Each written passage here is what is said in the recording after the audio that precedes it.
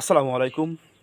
আলোকিত কল্যাণের পক্ষ থেকে সবাইকে প্রতি রইল আন্তরিক ভালোবাসা ও অভিনন্দন।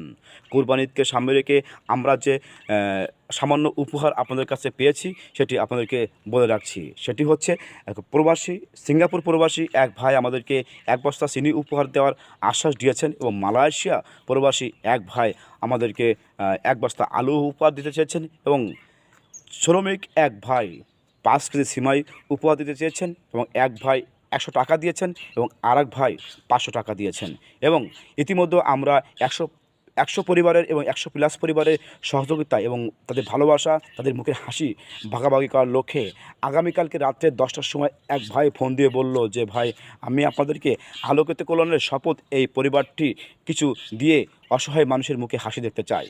অসহায় পরিবারের মুখে হাসি দেখতে চাই।" আমি বললাম যে, "ভাই, আপনি বলেন, সমস্যা নেই, কী বলতে চাচ্ছেন?" তিনি আমাদেরকে বলল, "১০০ পিস